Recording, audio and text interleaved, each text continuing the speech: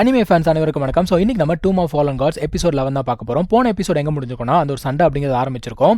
அவனுக்கு வந்து அடிபட்டிருக்கும். ஸோ உடனே நம்ம பிரின்சஸ் வந்து பார்த்தீங்கன்னா அவன் சட்டையை போய் பிடிச்சிட்டு ஒழுங்கு மரியாதை காம்படிஷன் நிறுத்து, அவனுக்கு மட்டும் ஏதாவது ஆச்சுன்னா அவ்வளோதான்டா அப்படிங்கிறான். அவன் உடனே அம்மா நீ சட்டையை விடு, எது வந்தாலும் அப்புறம் பேசிக்கலாம் அப்படிங்கிறான். சரி காம்படிஷன் அப்படிங்கிறத நிறுத்துறாங்க. இந்த பொண்ணு வந்து பார்த்தீங்கன்னா வின் பண்ணிட்டா.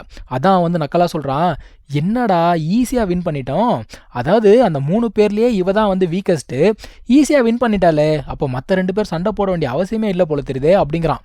நம்ம பிரின்சஸ் அப்படியே முறைக்கிறா, எந்திரிச்சு ஓடியே போயிட்டான் பாவன். ஸோ அடுத்தது யாரா சண்டை போட போகிறாங்க அப்படின்னு பார்த்தீங்கன்னா அந்த சீமா லிங்காங் இருக்கான்ல, நான் போகிறேன் அப்படிங்கிறான். அதான் பிரின்சஸ் சொல்கிறா, இங்கே பாரு நம்ம நாட்டுடைய மானமே இதில் இருக்குது, தயவு செஞ்சு வின் பண்ணிட்டு வா அப்படிங்கிறா. இப்போ இவங்க 2 பேருக்கு நடுவில் சண்டை அப்படிங்கிறது ஆரம்பிக்குதுங்க. ஆரம்பித்த உடனே ஒருத்தன் வந்து பார்த்தீங்கன்னா ஓடி வரான். ஓடி வந்து இந்த மாதிரி முக்கியமான விஷயம் சொல்லணும் அப்படிங்கிறான்.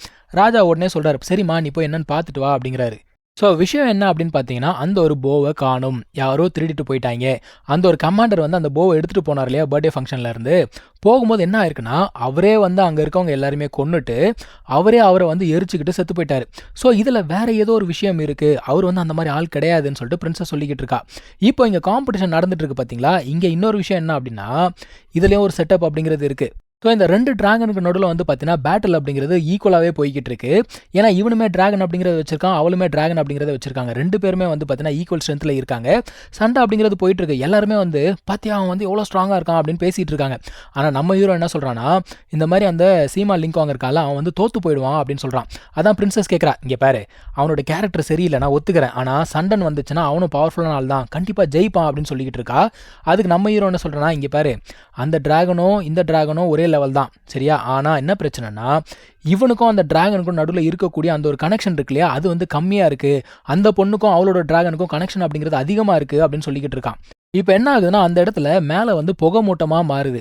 ஸோ புகைக்குள்ளே என்ன நடக்குது அப்படிங்கிறது யாருக்குமே தெரியல. ஒரு விசில் சத்தம் மட்டும் கேட்குது. அப்போ நம்ம ஹீரோ கேட்குறான், அந்த விசில் சத்தம் உங்களுக்கு கேட்குதா அப்படின்றான். என்ன விசில் சத்தம் அப்படின்னு சொல்லிட்டு பிரின்சஸ் சொல்கிறா. ஓ அப்போ எனக்கு மட்டும்தான் கேட்குதா, என்னோட சென்சஸ் எல்லாம் அதிகமாகிடுச்சு போல தெரியுது அப்படின்னு பேசிக்கிட்டு இருக்கான்.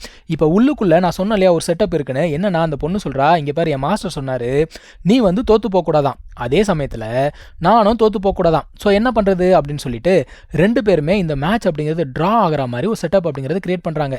ஸோ இப்போ எல்லாருமே என்ன சொல்கிறாங்கன்னா, இவன் வந்து அவனால் முடிஞ்ச வரைக்கும் ட்ரை பண்ணான், பரவாயில்ல அட்லீஸ்ட் ட்ராவாத ஆச்சுல்ல அப்படின்னு சொல்லிட்டு இவனை அப்ரிஷியேட் பண்ணுறாங்க. இப்போது அந்த மாஸ்க் போட்டவன் மறுபடியும் வந்துடுறான்ப்பா. அவன் வந்து சொல்கிறான் ராஜா கிட்ட, இந்த மாதிரி நாங்கள் வந்து ஒரு மேட்ச் வின் பண்ணியிருக்கோம், ஒரு மேட்ச் வந்து ட்ரா ஆயிருக்கு, நாங்கள் தான் வந்து முன்னிலையில் இருக்கோம் அப்படின்னு சொல்லிட்டு இருக்கான்.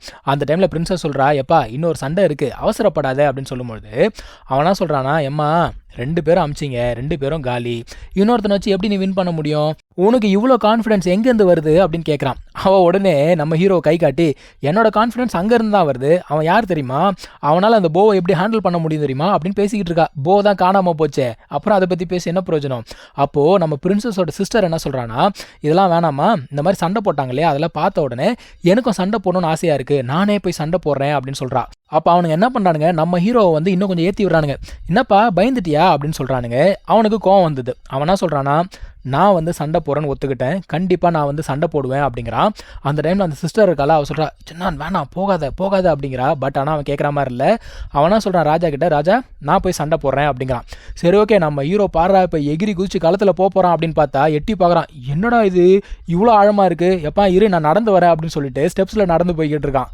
ஸோ கீழே போய் நின்ன உடனே எல்லாருமே வந்து பார்க்குறாங்க, இவன் என்ன பண்ண போகிறான் அப்படின்னு சொல்லிட்டு பார்த்துட்டு இருக்காங்க. அந்த டைமில் நம்ம பிரின்சஸில் ஐயா இவன் வெப்பனே எடுக்காமல் போயிட்டானே அப்படின்னு சொல்லிட்டு அவள் யோசிச்சுக்கிட்டு இருக்கா.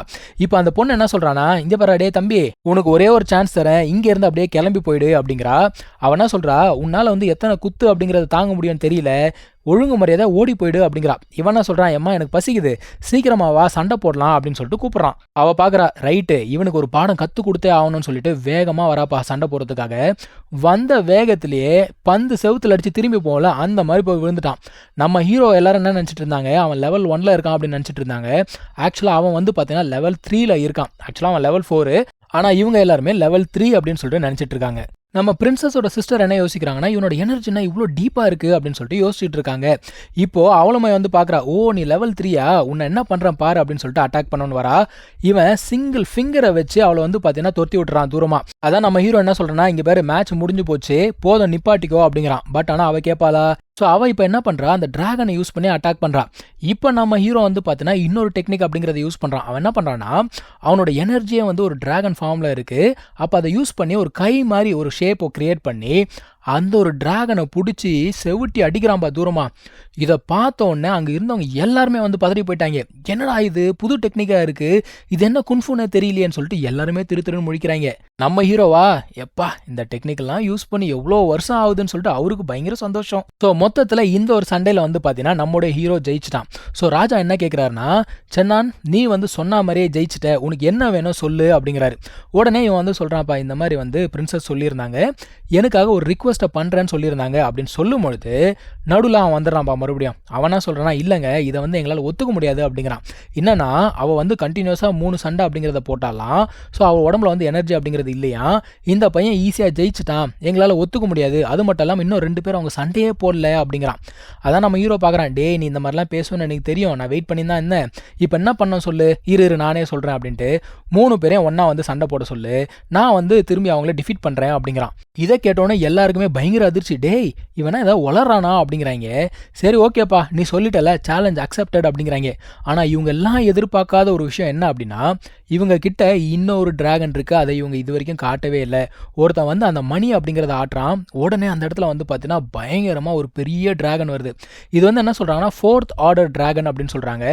பயங்கர பவர்ஃபுல். இது கூட சண்டை போடுறதெல்லாம் சாதாரண விஷயமே கிடையாது. ஸோ இந்த டிராகனை பார்த்த அதிர்ச்சியில் நம்ம ஹீரோ அப்படியே நிற்க இந்த ஒரு எபிசோடை இந்த இடத்துல முடிக்கிறாங்க. அப்புறம் என்ன நடந்துச்சு அப்படிங்கிறத நம்ம அடுத்த எபிசோடில் பார்க்கலாம். தேங்க்யூ ஸோ மச் ஃபார் வாட்சிங். Take care. பை.